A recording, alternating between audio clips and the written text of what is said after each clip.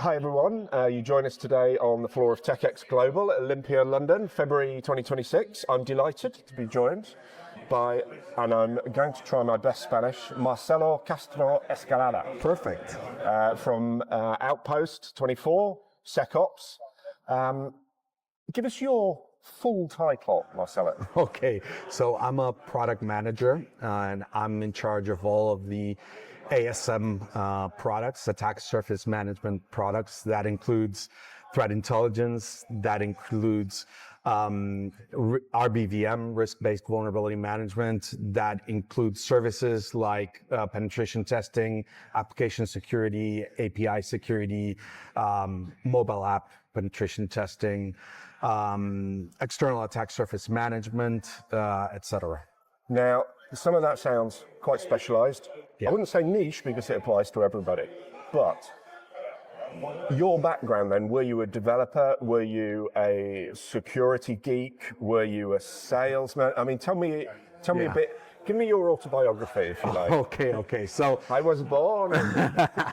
it all started when I was a very curious kid. Basically, you know, my parents were really scared every time they saw me walking by with the screwdriver in my hand. An engineer. Yeah. So basically, I needed to understand how everything worked, and you know, taking things apart can be easy. The problem is making them work back again, right?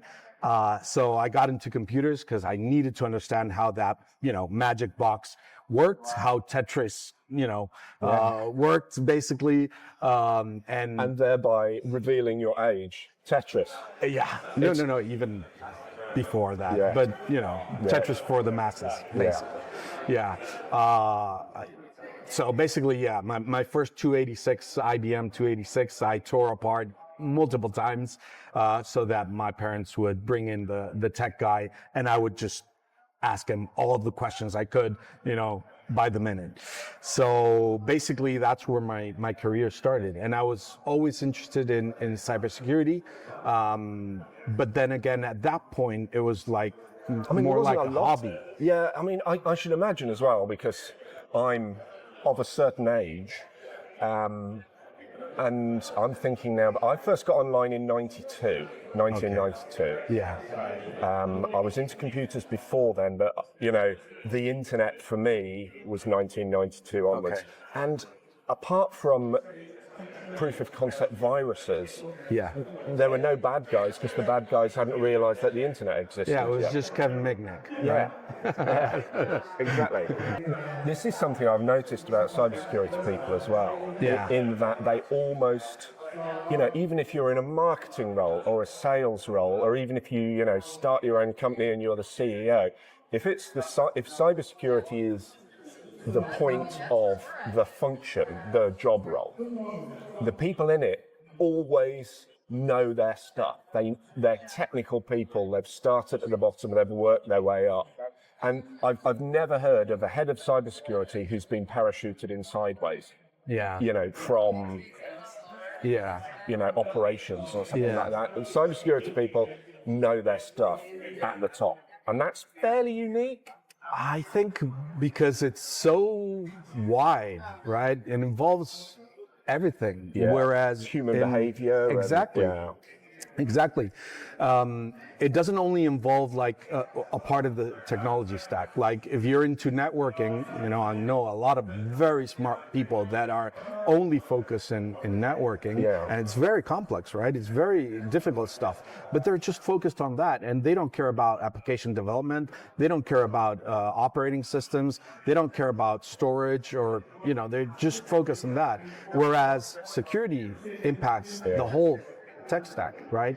Even the human component, what you say. And I find that people generally in cybersecurity are much more open to, you know, the human interaction other than the people that are, you know, into development, for example, right? There's this human component about security that, you know, basically it has a meaning behind it, you know? I think that, you know, I'm very passionate about cybersecurity, and I truly believe that I'm doing something good, you know, for the community or, you know, in general. So yeah, I think I don't want to be,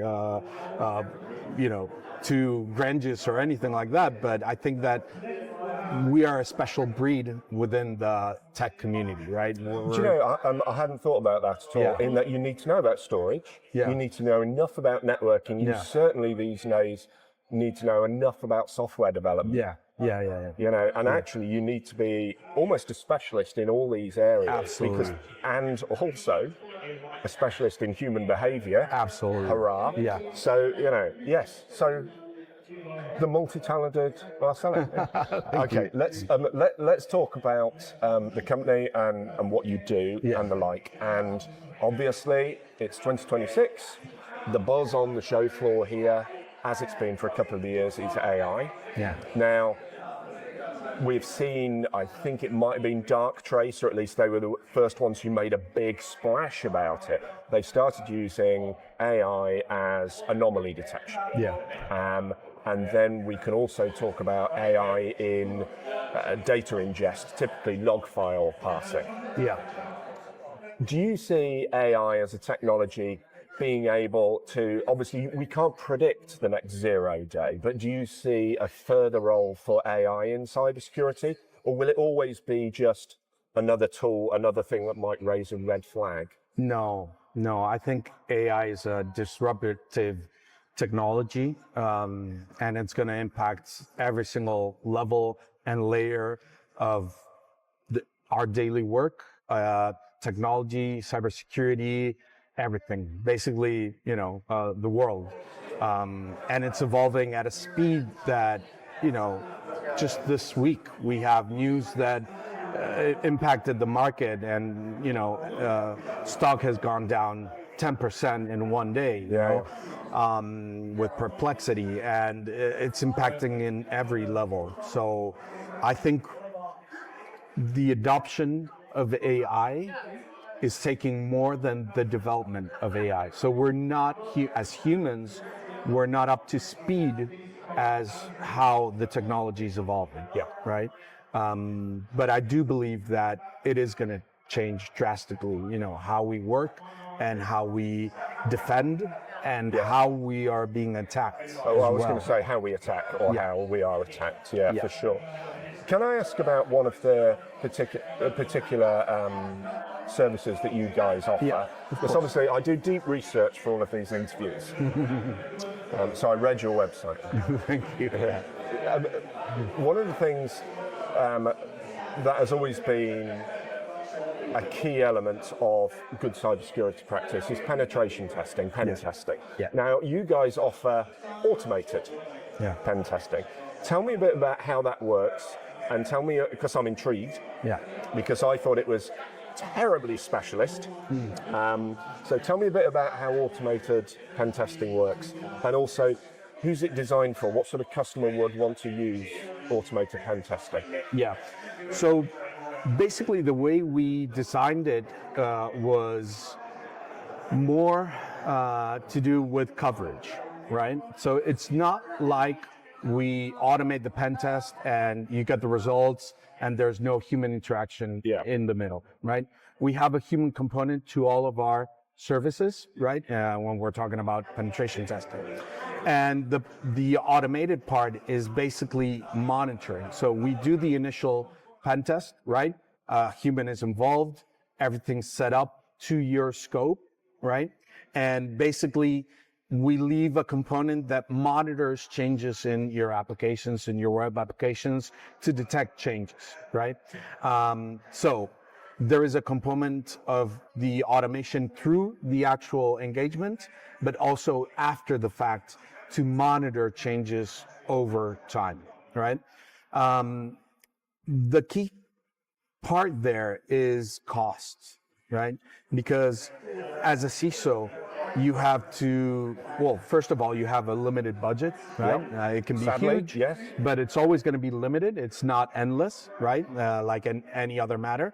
But you have to be really smart because the scope is growing constantly, right? The companies are growing and growing, and their technology stack and their exposed assets are going more and more and more, you know? And you have to be really smart how you spend your money. Yeah, smart financial. Exactly, almost. Yeah. exactly. Yeah. How you manage your budget. So we designed this automated, pen testing, so that we could reduce the cost for that monitoring and the amount of exercises that you execute on applications that are not critical, or not so critical in your day-to-day functions, right? So is it almost a budget thing then, in that because obviously risk assessment is something that good security functions will undertake. What applications are exposed, what applications are absolutely business critical. Yes. So it's almost a case of, well, if things are less important, they almost get less money. If things are assessed to be high importance, they get more money. And we might use automated pen testing or that monitoring after a human pen test on the less critical sections. Yes, but on the more critical pen test, you're going to do a bigger effort on the human component or part of the pen test. You're going to dedicate more time to that application. You're going to go deeper into the application and try to find those really vulnerable pieces of your code or your application.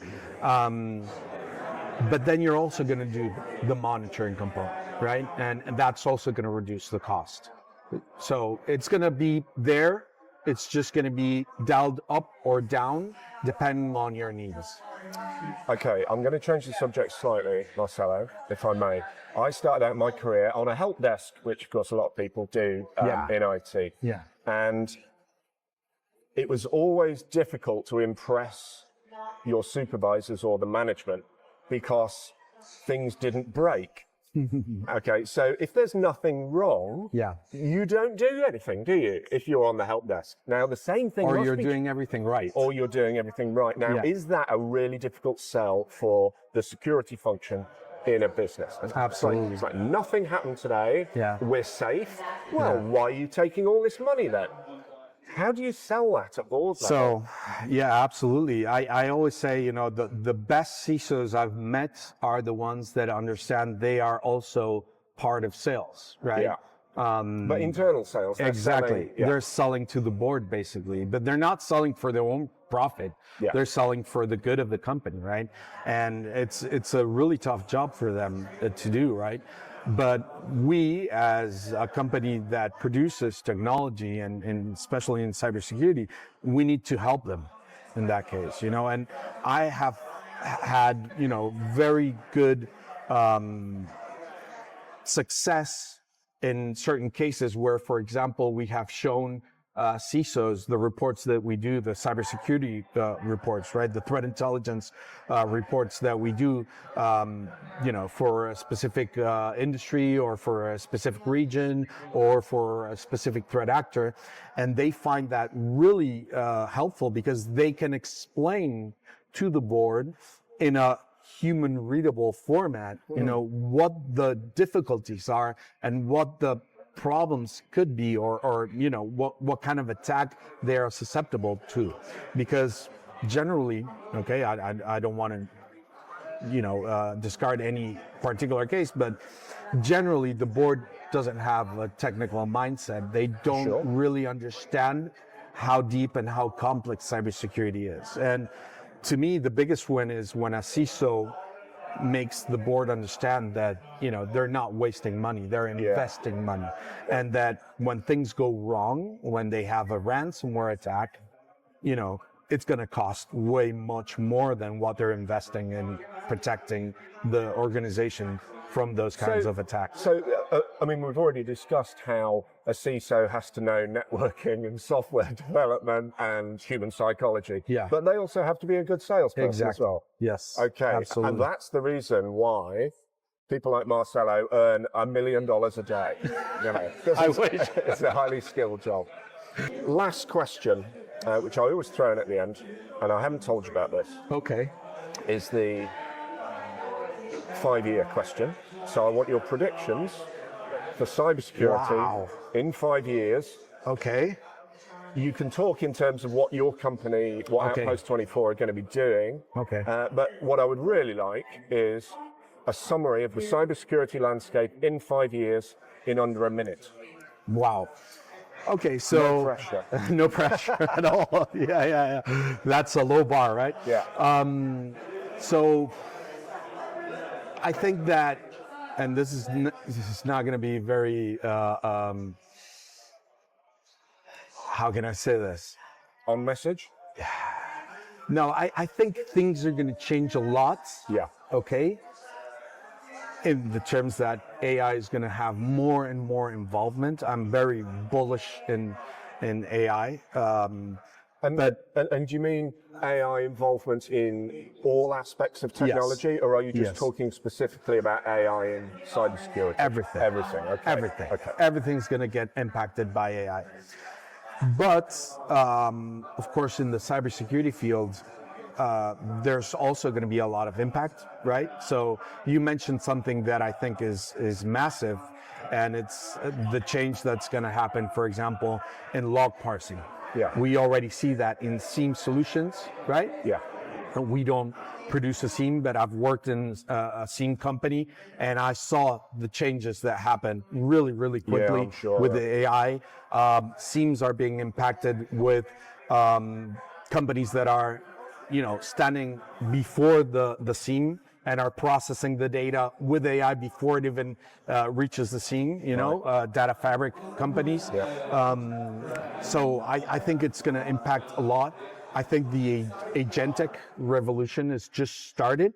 What happened this week is nobody saw it coming, and it happened, in 1 week, where I guess we understood that it's not a matter of having one AI that can do things, really complex things, in a very long period of time, but having more agents, specialized agents that are going to do different beats and pieces, and they're all coordinated. So we understood this, I think, this week, and that's going to change a lot of the ways. But I think that right now, most of the people are implementing AI like we generally do with ChatGPT, asking a question and getting an answer and so on.